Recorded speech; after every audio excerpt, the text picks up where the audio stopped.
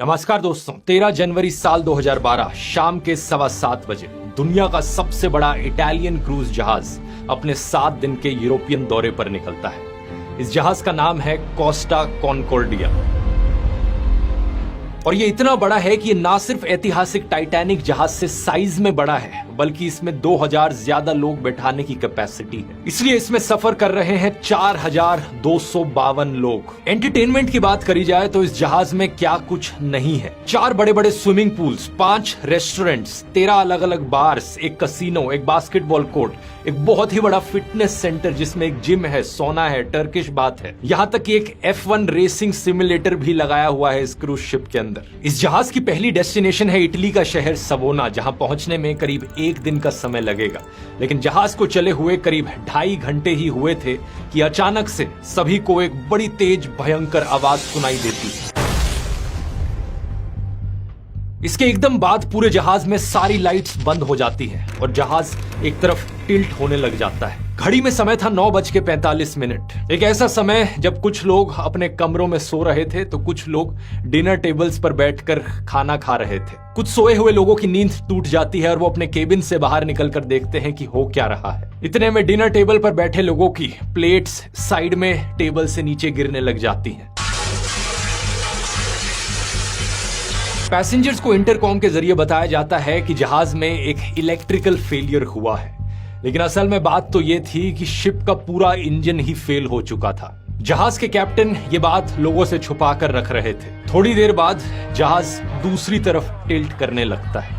अब तक पैसेंजर समझ जाते हैं कि ये कोई आम इलेक्ट्रिकल फेलियर नहीं है। लोगों को लगता है कि कहीं ये टाइटैनिक जैसा हादसा तो नहीं हो रहा है। इत्तेफाक की बात है कि टाइटैनिक का हादसा इससे एग्जैक्टली 100 साल पहले 1912 में हुआ था और अब इस जहाज में जब इलेक्ट्रिकल फेलियर हुआ तो उस वक्त इसके डाइनिंग हॉल में टाइटैनिक का famous theme song my heart will go on बज रहा था। धीरे धीरे ये जहाज और टेढ़ा होने लगता है, राइट साइड की तरफ झुकने लगता है और नीचे वाले कमरों में पानी भरना शुरू हो जाता है। अब तक लोगों ने रियलाइज कर लिया था कि ये जहाज तो डूबने वाला है, लेकिन पैसेंजर्स को ढंग से क्यों नहीं बताया जा रहा? शिप के कैप्टन इतने चुप क्यों बैठे?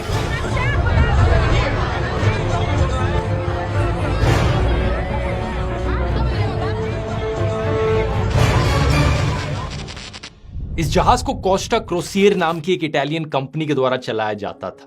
पहले तो ये कंपनी सिर्फ कार्गो शिप्स ऑपरेट करती थी, लेकिन 1948 में इन्होंने अपनी कोस्टा लाइंस शुरू करी और देखते ही देखते ये यूरोप की one of the biggest cruise ship companies बन गई। आगे चलकर साल 2000 में कार्निवल कॉर्पोरेशन नाम की एक कंपनी इसे खरीद लेती है तो कोस्टा क्रोसियर कार्निवल की एक सब्सिडरी कंपनी बन जाती है। जून 2006 की बात है कि इन्होंने अपना पहला जहाज लॉन्च किया कॉनकॉर्डिया क्लास का, जो कि है हमारा ये आज का कोस्टा कॉनकॉर्डिया।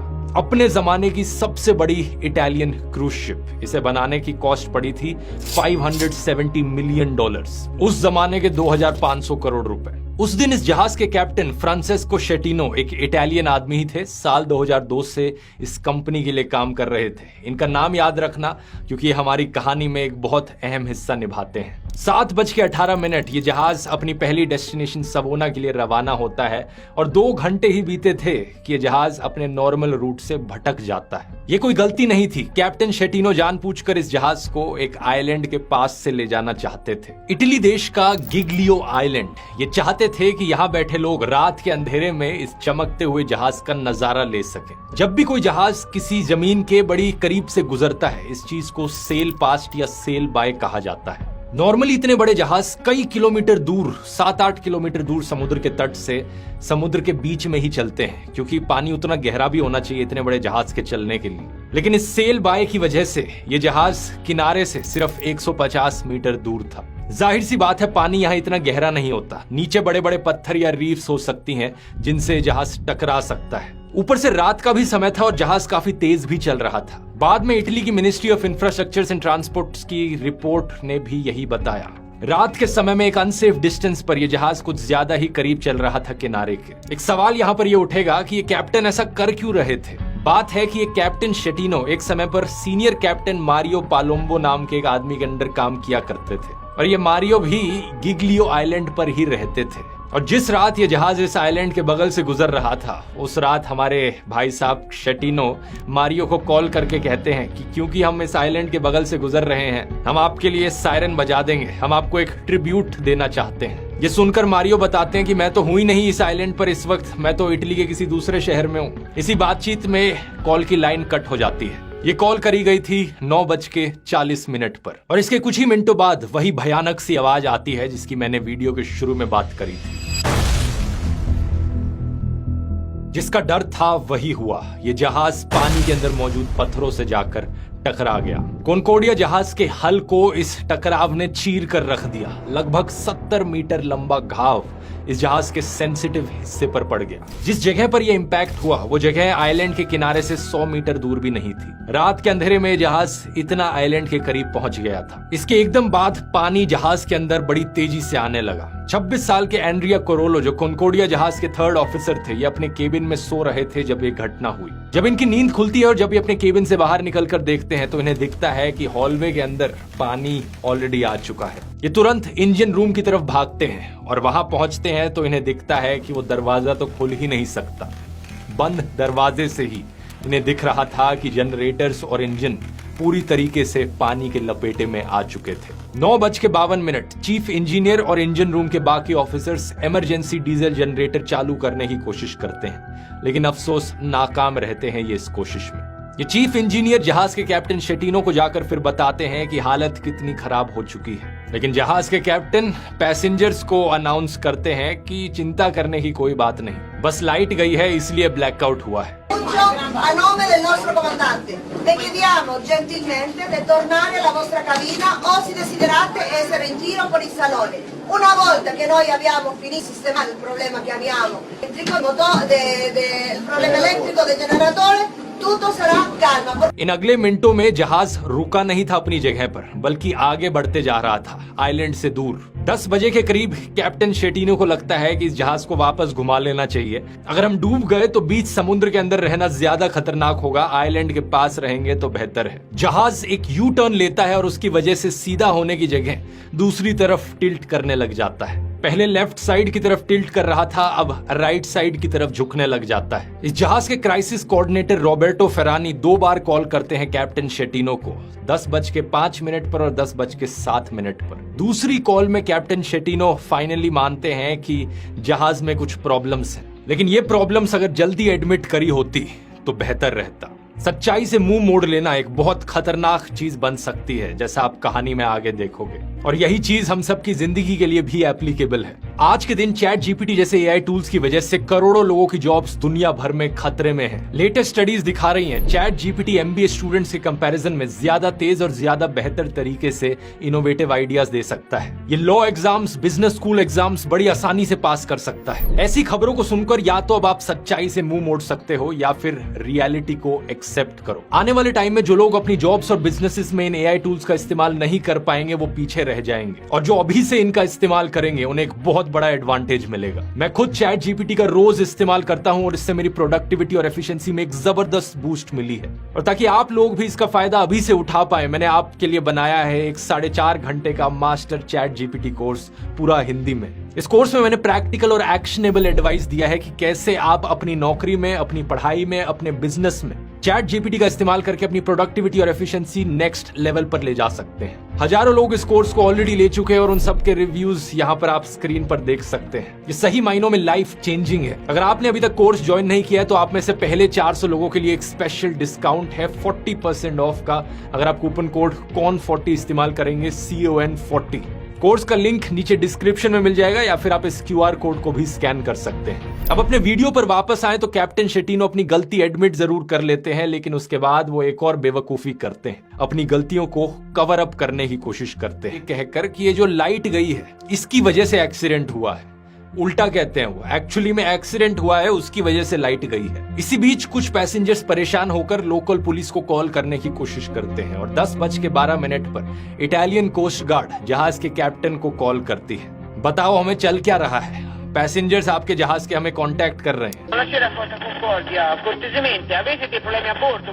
दूसरी तरफ से जहाज के कैप्टन कहते हैं कुछ नहीं हुआ, सिर्फ एक ब्लैकआउट हुआ है। आप लोग चिंता मत करो। Abbiamo un blackout e stiamo verificando le condizioni a bordo.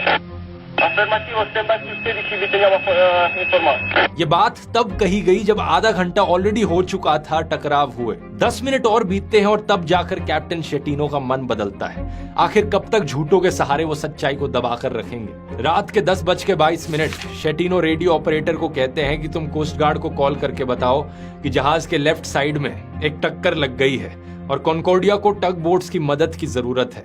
लोगों को लाइफ जैकेट्स हमने दे दिए हैं और सब लोग सेफ हैं। एक एक मिनट यहां पर बहुत जरूरी था क्योंकि जहाज धीरे धीरे और ज्यादा टिल्ट किए जा रहा था।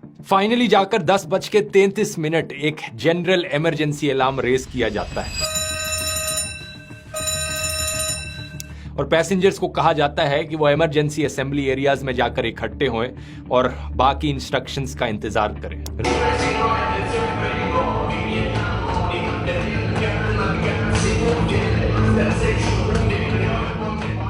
रात के 10:48 जहाज 30 डिग्री से टिल्ट कर चुका है। एक्सीडेंट को हुए 1 घंटे से ज्यादा बीत चुके हैं और 10:54 पर फाइनली कैप्टन शेटिनो ऑर्डर देते हैं कि जहाज को अबैंडन किया जाए।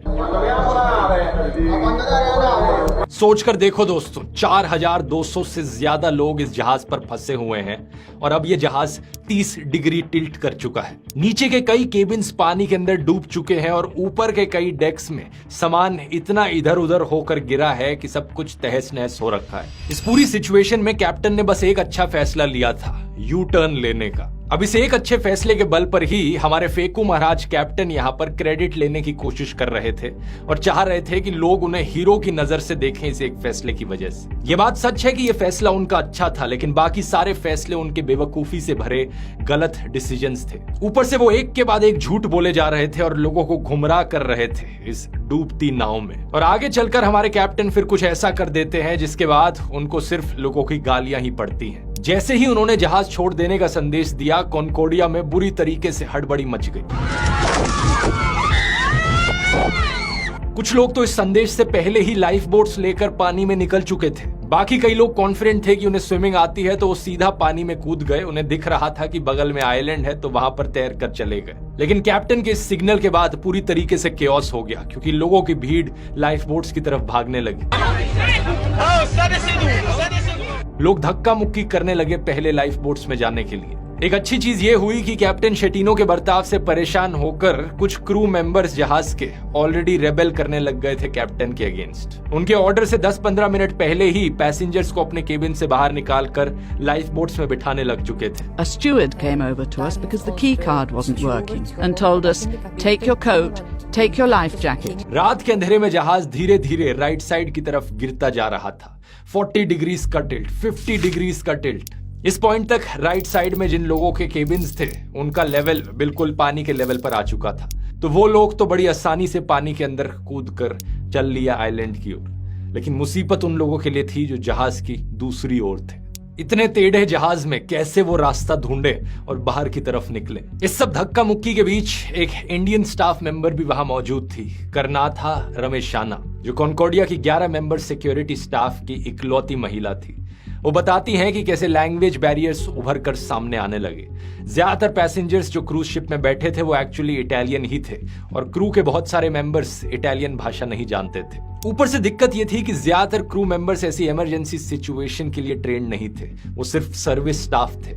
इन सब मुसीबतों के बावजूद कुछ क्रू मेंबर्स ने यहाँ पर हीरो का काम किया। करनाथा ने पर्सनली एक ब्लाइंड औरत को लाइफ बोट में बिठाया।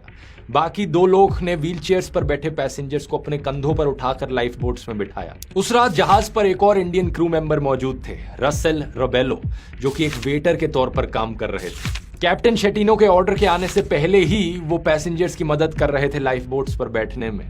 वो आखिरी दम तक फंसे हुए लोगों की मदद करते रहे जैसे जहाज डूबता रहा। लेकिन अनफॉर्चुनेटली रसेल उन लोगों में से थे जो अपनी खुद की जान नहीं बचा पाए इस इवैक्यूएशन के दौरान। हम एग्जैक्टली तो नहीं जानते कि इनके साथ क्या हुआ, लेकिन पैसेंजर्स की मदद करते समय इनकी डूबकर मौत हुई, इतना हम जरूर जानते हैं। Indian waiter Russell Robello is said to have died after giving up his own life jacket to save one passenger and helping others into lifeboats. दूसरी तरफ कैप्टन शेटिनो जैसे लोग थे जो पैसेंजर्स की की मदद करने की जगह बहुत ही जल्दी जहाज छोड़कर भाग गए आइलैंड की ओर। Italian cruise ship captain who apparently ran for a lifeboat and got off the wreck while his crew and passengers were still on board fighting for their lives. सही सुना आपने, वही कैप्टन जिन्होंने पहले झूठ बोल के कवर अप किया, 1 घंटा लगा दिया पैसेंजर्स को सच बताने में, और जैसे ही इन्होंने अपना ऑर्डर दिया उसके कुछ ही मिनट बाद रात के 11:19 पर ये पहले क्रू मेंबर्स में से थे जो जहाज छोड़कर भागे। गिग्लियो आइलैंड अपने आप में एक गांव की तरह है, ज्यादा लोग वहां रहते नहीं है, सिर्फ 700 लोगों की पॉपुलेशन है इस आइलैंड पर। लेकिन उस रात जब हादसा हुआ, कुछ लोगों ने अपने घरों से बाहर निकलकर जरूर देखा कि क्या हो रहा था। इस आइलैंड के डेप्यूटी मेयर मारियो पेलेग्रिनी को जैसे ही पता चला कि यहाँ एक जहाज डूब रहा था, ये खुद एक सिविलियन बनकर इस जहाज के पास गए लोगों की मदद करने के लिए। 1 मिनट बिना सोचे ये लाइफ बोट में कूदे और पानी में गए लोगों की मदद करने के लिए। इन्होंने कहा जब जहाज पूरी तरीके से राइट साइड की ओर गिर चुका था, कुएं से बनने लगे थे जहाज के अंदर पानी के, जिनमें लोग फंसे हुए थे। वो एक रस्सी का इंतजाम करते हैं और उस रस्सी की मदद से कुएं में फंसे हुए लोगों को निकाल कर उनकी जान बचाते हैं। इस अर्ली स्टेज ऑफ इवैक्यूएशन में करीब 2500 से 3300 लोग सेफली आइलैंड पर पहुंच चुके थे। 11:38 करीब 400 लोग अभी भी जहाज में फंसे हुए थे। इटालियन कोस्ट गार्ड के हेलीकॉप्टर्स और फायर एंड रेस्क्यू सर्विस की नाव भी अब लोगों की मदद करने के लिए पहुंच चुकी थी। कुछ 100 लोगों को ये पानी के अंदर से बचाते हैं, लेकिन ये नहीं जानते थे कि कितने और लोग जहाज के अंदर अभी भी फंसे हुए पड़े हैं। रात के 12:42 कोस्ट गार्ड के कमांडर कैप्टन ग्रेगोरियो दे फैल्को कैप्टन शेटिनो को कॉल लगाते हैं, और इस कॉल की एक्चुअल रिकॉर्डिंग भी हमारे पास अवेलेबल है। सुनिए। Io sono De Falco da Livorno, parlo col comandante? Sì, buonasera, comandante Di Falco. Mi dica il suo nome, per favore. Il comandante Schettino, comandante. Schettino? Sì. Ascolti Schettino. ये शेटिनो से सीधा गुस्से में कहते हैं, तुम कैप्टन हो, तुम्हें जहाज पे वापस जाना चाहिए। मैं तुम्हें ऑर्डर करता हूँ, वापस जाओ और बताओ कि कौन कौन पैसेंजर्स बचे हैं। Lei quella piscaccina la percorre in senso inverso, sale sulla nave e mi dice quante persone e che cosa hanno a bordo. Chiaro? तुम इस तरीके से अपने पैसेंजर्स को छोड़कर भाग नहीं सकते। Guardi Schettino che lei si è salvato forse dal mare, ma io la porto veramente molto male, faccio passare l'anima di guai. Vado a bordo. शेटिनो बहाने देने लगते हैं कि प्लीज मैं वापस नहीं जा सकता, मैं वापस नहीं जा सकता। Sto andando perché ci sta l'altro lance che si è fermato. Lei vada a bordo, è un ordine, lei non deve fare altre valutazioni, lei ha dichiarato l'abbandono nave. इस सब के बाद भी कैप्टन शेटिनो वापस नहीं जाते। यही कारण कि शेटिनो को बाद में लोग कैप्टन कावर्ड या कैप्टन कायर करके पुकारने लगे। एक तरफ इस जहाज के कुछ जाबाज क्रू मेंबर्स और इटालियन कोस्ट गार्ड की टीम रात भर मदद करते रहे लोगों की। शेटिनो दूर बैठे नजारा देखते रहे। अगली सुबह जब सूरज निकलता है और इस जहाज पर रोशनी पड़ती है, तब जाकर लोगों को एहसास होता है कि एक्चुअली में ये कितना बड़ा हादसा हुआ है। इन फोटोज को देखिए जो सुबह के समय ली गई। एग्जैक्टली जहां पर यह टकराव हुआ था उस हिस्से को भी देख सकते हैं कि कितना बड़ा ये टकराव था। सुबह तक ज्यादातर लोग रेस्क्यू किए जा चुके थे। 3 लोगों की मौत कंफर्म हो चुकी थी, लेकिन कुछ लोग अभी भी फंसे हुए थे जहाज के अंदर। इस बीच गिग्लियो में रहने वाले सभी लोगों को पता चल चुका था इस हादसे के बारे में, और बहुत से लोकल लोग मदद करने निकले। 700 लोग आइलैंड पर रहने वाले, लेकिन 4000 लोग जो जहाज में थे, इन लोगों ने अपने घर के दरवाजे खोले ताकि इन्हें शेल्टर प्रोवाइड करी जा सके। एलिजाबेथ नानी जो गिग्लियो टूरिस्ट इंफॉर्मेशन में काम करती थी, उन्होंने बताया कि सारे सर्वाइवर्स शॉक में थे। कुछ लोग हाइपोथर्मिया का शिकार बने हुए थे क्योंकि पानी बहुत ठंडा था, लेकिन सब लोग बड़े डेस्परेट थे, अपने फैमिली मेंबर्स और दोस्तों को ढूंढने की कोशिश कर रहे थे। इस आइलैंड के गांव पर मौजूद स्कूल, चर्चेस और कैंटीन्स जैसी जगहों को खोल दिया गया ताकि सर्वाइवर्स को सर पर एक छत मिल सके। ब्लैंकेट्स और ड्राई कपड़े भी दिए गए इन लोगों को। लेकिन दूसरी तरफ जो रेस्क्यू ऑपरेशन चल रहा था वो अगले 2 से 2.5 हफ्तों तक चलने वाला था।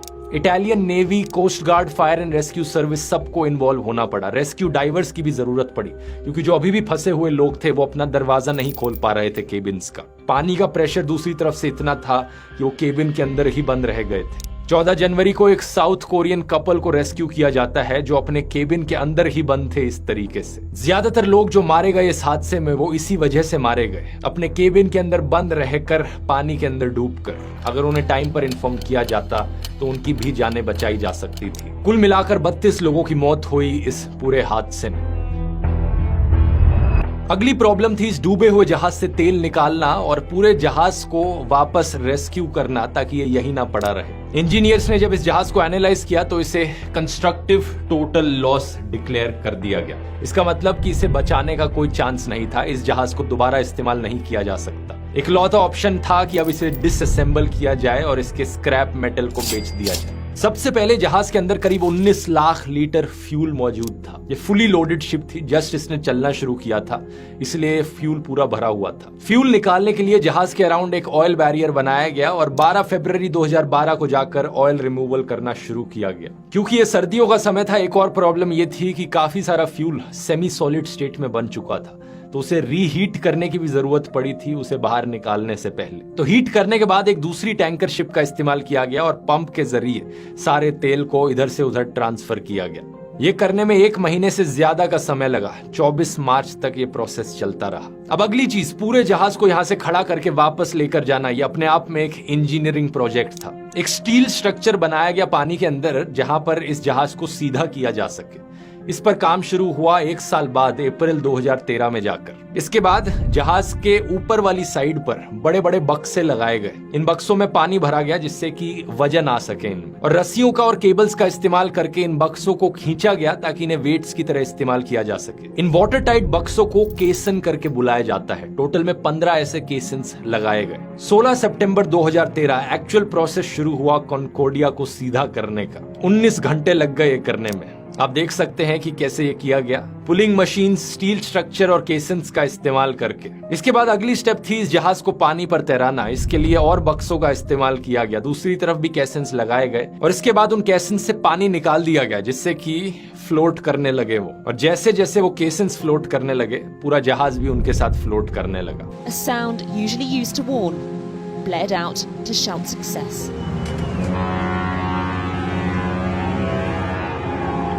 इस पूरे प्रोसेस में 500 डाइवर्स, टेक्नीशियंस, इंजीनियर्स और बायोलॉजिस्ट इन्वॉल्व थे। 19 महीने बीत चुके थे एक्सीडेंट हुए और सिर्फ इस जहाज को रेस्क्यू करने की कॉस्ट $799 मिलियन आ रही थी। इस जहाज को पोर्ट पर ले जाने के लिए एक दूसरे जहाज का इस्तेमाल किया जाता है जो इसे टो करके ले जाता है। यह किया गया जुलाई 2014 में।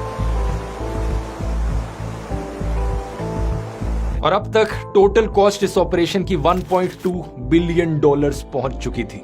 लेकिन खर्चा अभी भी बहुत उठाना था इस कंपनी को। इस टूटे हुए जहाज से भी मेटल को स्क्रैप करके निकालने का खर्चा लगता है, लोगों की मेहनत लगती है। 350 से ज्यादा लोगों ने इस पर काम किया और ये प्रोसेस जाकर जुलाई 2017 में खत्म हुआ। लेकिन लोगों को रेस्क्यू करने के बाद लीगल केसेस भी यहाँ पर शुरू हो चुके थे। फाइनली जाकर इस कंपनी ने एक सर्वाइविंग पैसेंजर को अपना टिकट का प्राइस वापस तो लौटाया ही, लेकिन उसके अलावा 11,000 यूरो की कॉम्पनसेशन दी। ये होता है करीब 10 लाख रुपए पर पैसेंजर। इसके अलावा जिन लोगों की जाने गई उनके परिवारों को एक अनडिस्क्लोज्ड अमाउंट पे किया गया।